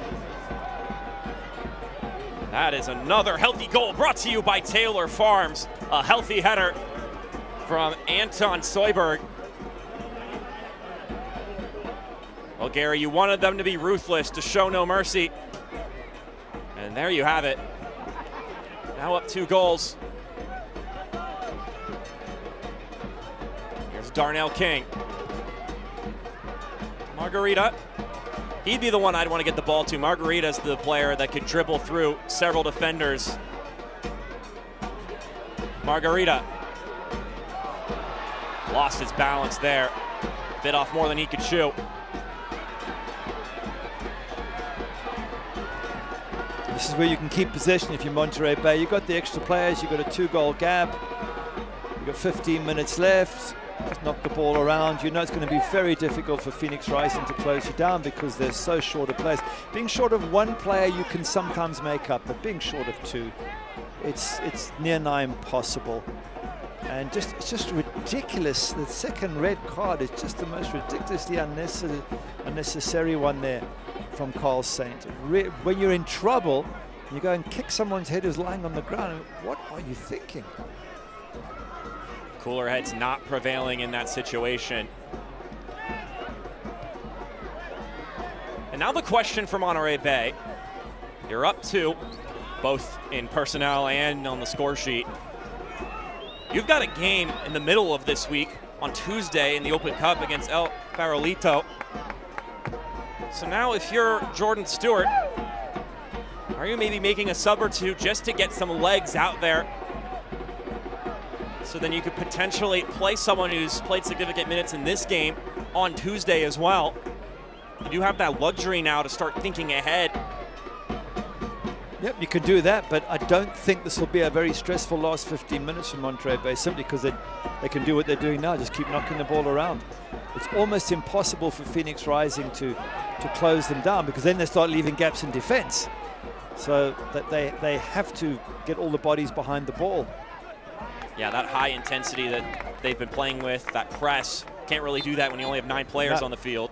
You can't. And I saw Joel Margarita get really upset when the second red card came in, and also with Pop My Boy, because what they're doing is they're leaving their teammates in such a difficult position. In the 76th minute. So Joel Garcia Jr. will substitute in for Miles Lyons. Entering the match, number 15, Miles Lyons. Who's on a yellow, so that's very sensible. The match, number 22, saving legs and getting a potential red card off the pitch.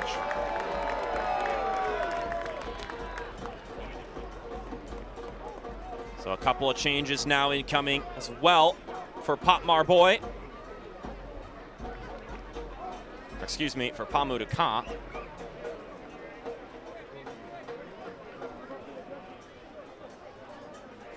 So it'll be Darius Formella along with the youngster Jamison Ping subbing in. These substitutions brought to you by BBSI. Formella in for Margarita, who's definitely the brightest spot for Phoenix Rising today. And then Noble Kello out for Ping. The youngster getting another look here. Talked to Pamuduka a little bit about Jamison Ping getting his first start last game. And he mentioned that he was pretty happy with Ping, took everything with great stride. They're happy where he's at. And when I asked him about how important it is to make sure everybody's on the same page when a young player steps in and gets that chance to start on an incredibly competitive roster, he said, look, they have to prove their quality to get out there. So those players, they're confident when a young guy like Jamison Ping goes in, because he's demonstrated that quality in training. So it's not exactly a charity to let a guy like Jamison go out there and play. Nobody doubts his talent. Definitely have to earn that opportunity.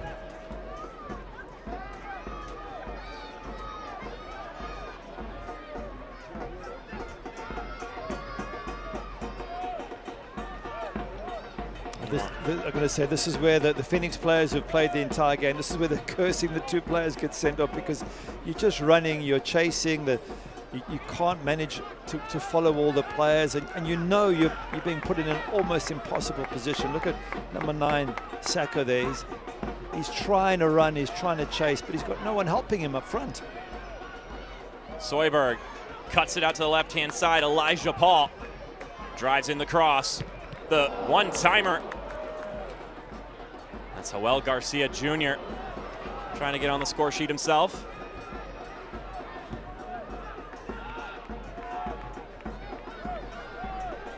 Well, it's great for Monterey Bay. This will be their 4th win in a row if you include the Open Cup match. That's very impressive.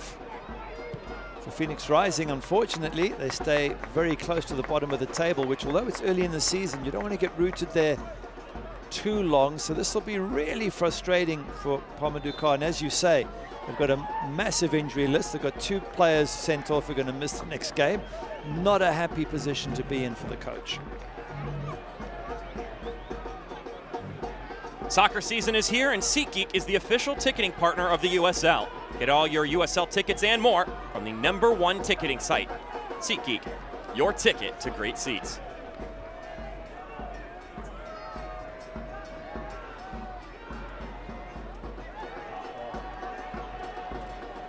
So 80 minutes in. Been busy times, but a lot of success here for Monterey Bay as of late. Bryant. That one may have glanced off of his teammate who was down on the ground. I just fancied Ethan Bryant there to actually volley it rather than side-foot it, because he could have put immense power behind it. Tried to go for accuracy and didn't have enough power to beat Tristan Henry. Not that it's a huge thing at this stage. 2 goals up, 2 players up. I don't think there's much fight left in the game. I think it's really just a case of both sides seeing out the remaining 10 minutes. Flag goes up. Elijah Paul just cheating behind that back line.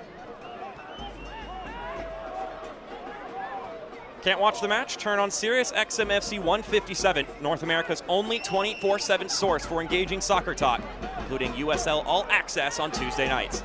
Plus hear live matches from the USL, MLS, Premier League, and more, all on Sirius XM FC 157 in the new Sirius XM app.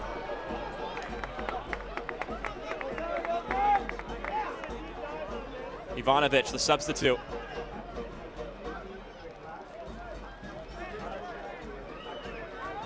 Caught in the corner.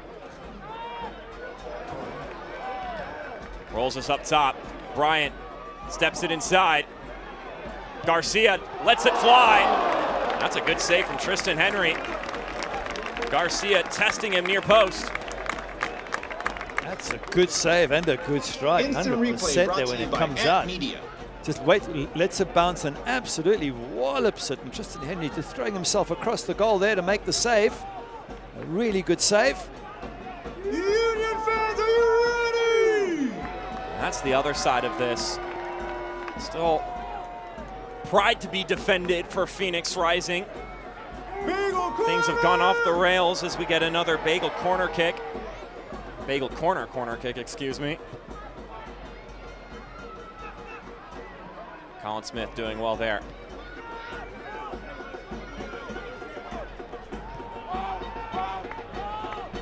Jamison Ping having to run and cover all this ground. Yeah, let's let the 17-year-old get out there and he's got the legs. Get in some cardio.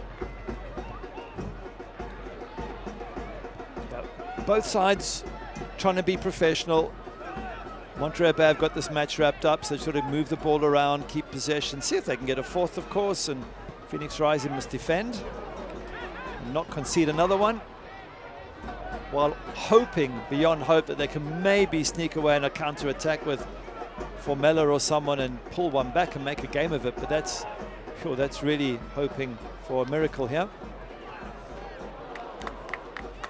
Henry. Yeah, he's got no one to throw to. He's saying go long, but everyone's back defending. Yeah, you don't exactly have the luxury to leave someone up top at this moment. No, you don't. And such a pity for Phoenix Rising, because up until Pop My Boy sending off, they were in this game at 1-1. They had a chance of maybe going away with all 3 points. They just had to play it a little bit more sensibly, if that's the right word. And of course, his sending off and then the conceding from that free kick that got him sent off just changed the whole match. And then a really ridiculous next sending off, and it's just been downhill. Up until that point, I'm sure Pomadou Carr was quite happy with his team. Meanwhile, on the Monterey Bay side of things, another great execution. It was a pretty well-contested match early on against Orange County SC. It was 0-0 going into the halftime break, and then they were able to break through in the second half. It seems to be a similar story in this one. So we get 2 more substitutions. Moby Fair subbing in for Anton Soyberg, who scored the assurance goal. And then Fonga steps out and Pierce Galloway subs in. Both of these substitutions brought to you by BBSI. Huge applause for the players as they come off for a job really well done. I don't think Jordan Stewart will read too much into this. Up until the sending off, it was 1-1, and it had been a very tight game, and a game in which, well, they dominated the first 10-15 minutes, Monterey Bay. They were starting to get pegged back a little bit at times by Phoenix Rising, especially just after half-time. So, you know, yeah, when you get 2 players sent off, that's more Phoenix Rising's fault than it is Monterey's great play. But it does, of course, come from pressure by Monterey Bay. eFootball is here. Live your dream, rep your team, and play as your favorite USL Championship club. eFootball is free to play. Download now. So a couple more changes on the docket. Gonna get some professional debuts. Pierce Rizzo and Cyrus Kowal both subbing into the match. Academy players getting the chance to taste the professional game for the first time. Sacco and Avayevu sub out. The 18-year-old and the 16-year-old step onto the pitch. Maybe this is the future for Phoenix Rising. Maybe not this year, but these kids come all the way through. It could be in a couple of years' time that we're watching them doing the business for the first team on a regular basis, but you may as well throw them in. The game is gone. Coach knows that, and it's the perfect time to throw two young kids on who can't do anything wrong. You're ready, 3-1 down, doesn't matter if you lose 4-1. Just give the kids a chance to feel what it's like to be in the first team.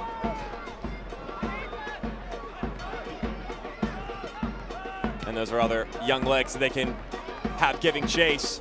Rizzo combines with Kowal.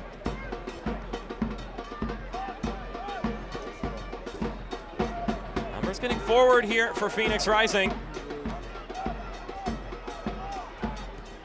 Formella, curling effort inside.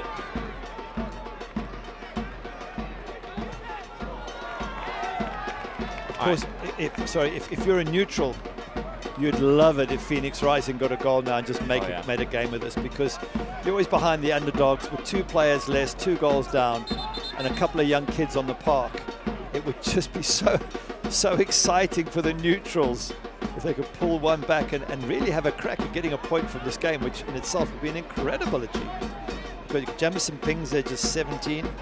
Kowal, you said 16. Rizzo, 18. Montgomery's 18. I mean, that's 4 teenagers they have on the pitch at the moment, and they've only got 9 players. Here's the other very interesting thing. Can you imagine being one of those 4 kids out there playing, and then also one of your teammates right now is your coach? The assistant coach, yeah, exactly. Some Twilight Zone stuff happening here. Been a very unique matchup, that's for certain.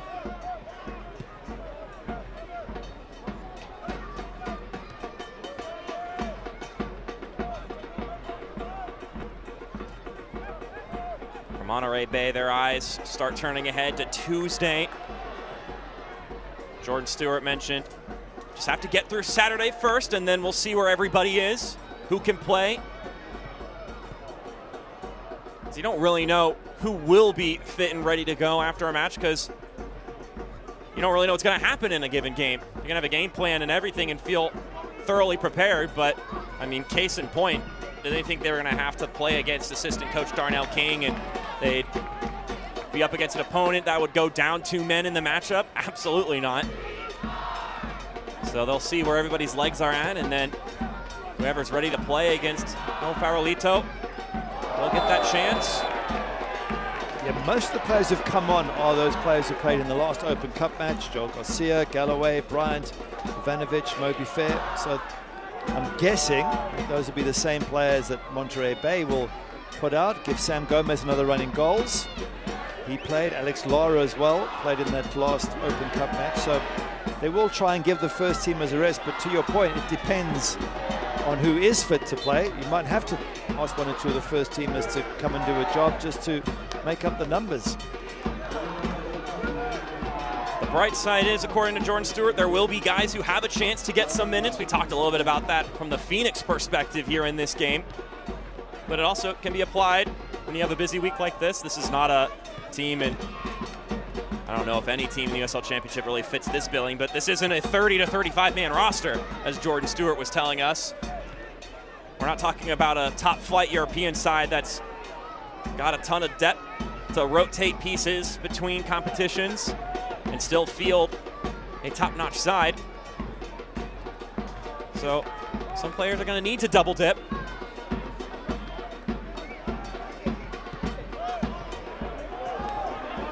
Ivanovic, it's 2-on-1. He'll cut to his right. Ivanovic still gliding. Now it's about finding the open man. Garcia, service inside, no good.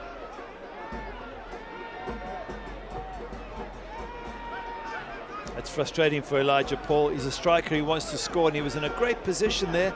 Just thought Luke Ivanovic could have just knocked the ball to him. There was 2 against 1. And Ivanovic didn't pick up the option to put Elijah Paul through.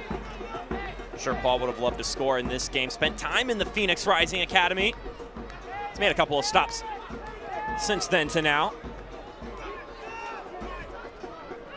That's one of a couple of tags in his young career so far, just 22 years old. Already has a good wealth of experience at the professional level. And is Phoenix Rising to think to be a partial part of that? All right, now Monterey Bay will sail out of this one.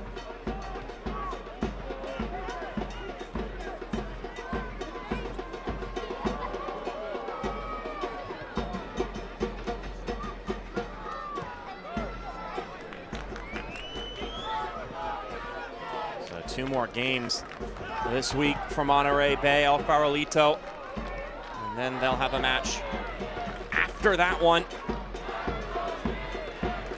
On the weekend, Monterey Bay will be squaring off with the likes of Detroit City, so that should be a tough match, especially because Detroit City will be a little bit aggravated after being bested on the road today at Lynn Family Stadium. Monterey Bay, by the way, this win, if it remains the score, will put them 2nd in the table, above FC Tulsa and New Mexico United on goal difference anyway, and just behind the league leaders San Antonio, who've won every one of their games. It's rarefied air for Monterey Bay. Garcia. Can they find one more? Bryant. Not the best connection on that ball. Rebel R now.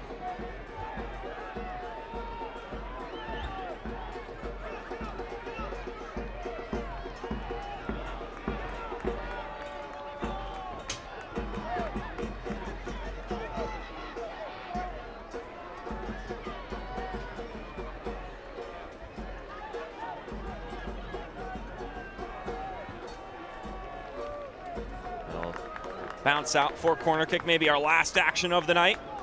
Another bagel corner kick. There's only 3 outfield players left on the Phoenix Rising team who started the match. And it's Colin Smith, Braxton Montgomery, and Harvey Neville. The rest are all subs or 2 players sent off. So it's been a crazy day, as you say. A little bit of Twilight Zone at times here in this match. Once that whistle blows, and it does here, it's all 3 points from Monterey Bay FC. A run of form continues for Jordan Stewart's side. It has been a great start to this season for the Crisp and Kelp. He's happy, Jordan Stewart. I mean, all you can do is win and beat the team put in front of you. 4 wins on the trot now, 2nd in the table. Fantastic start to the season. But you've got to feel for Pamadou Carr. At one stage there after halftime, as the 2 coaches chat, he was right in this game at 1-1 and had a chance, but it just all fell apart. And he'll be fuming with his players, all the effort they put in, and they come away with nothing. And I think there's going to be some harsh words said in the locker room. Maybe they need to be said so they can get it all right and get themselves fixed for the next game, because Phoenix Rising cannot keep falling behind and ultimately losing games. They have to find a way to get ahead and win games, and they're already sitting near the foot of the table. With that, we're going to step aside briefly. Post-game thoughts up next after this on the Golazo Network.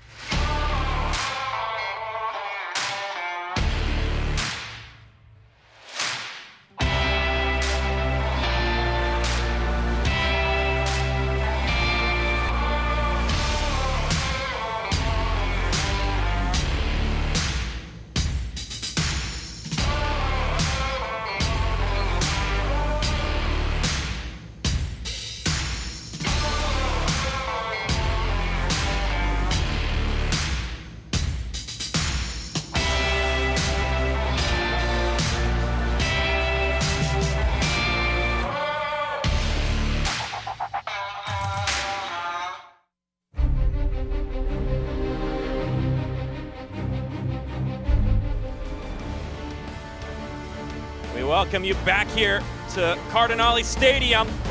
Another 3 points for the home side.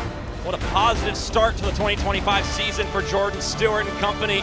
Mark Schoenster, Gary Bailey with you here for a couple more thoughts before we send you home. Here are your full-time highlights between Monterey Bay and Phoenix Rising. It was an early goal here. Lack of discipline, marking-wise for Phoenix Rising, and Monterey Bay capitalize. Elijah Paul makes a fantastic run off the front of the wall here, and no one goes with him, so he turns and squares it, and it's tucked away by Carlos Guzman, and that got the home side up to a really good start. And here we are, the response. 14 minutes later, Remy Cabral doing what Phoenix does, which is find answers when they go down a goal. The 1-2 with Sacco gets the ball back. He's lost Carlos Guzman, the goal scorer, and is able to tuck it into the corner, which is really good going now. This comes from the red card. The header goes out, and Adrian Revelar sticks in the back of the net. So not only had they lost their captain, Pap Marboy, from the free kick, they go 2-1 down, and then the pressure was really on Phoenix Rising. But they did have a chance to find a quick answer after that fact. This could have changed the momentum, but Nico Campuzano said no, sir. Brilliant save, right hand up. Joel Margarita absolutely hammers this ball, and the keeper makes a massive save, and that save allows them to go 3-1 ahead. We're now short of players in the second red card. They're now struggling to mark up, and you can see Anton Soyberg free on his own, 8 yards out, heads it into the corner. Good header, good finish. But by that stage, Phoenix Rising were down to 9 players. Monterey Bay finding the insurance there, and now the look at the full-time stats. It's a very different look from the first half, Gary. It was pretty even after 45, but now it lopsides in favor of Monterey Bay. The one stat, of course, not here, the 2 red cards for Phoenix Rising. But even 10 minutes into the second half, Phoenix Rising still looked good, still were level. But if you look at the XG at the end of the game, it's over 1 for Monterey Bay. It's just 0.36 for Phoenix Rising. So Monterey Bay just creating more and more opportunities once they had the extra 2 players. And I'm afraid Phoenix Rising pretty much shooting themselves in the foot. Well, we had 2 games today for the USL Championship on the Golazo Network. A dramatic one between Lexington and San Antonio. This one full of intrigue and moments between Monterey Bay and Phoenix Rising. But it's 3-1 your final score. The Crisp and Kelp victorious. For our entire broadcasting crew, for Gary Bailey, I'm Mark Schoenster. Have a fantastic night, and we'll see you next time.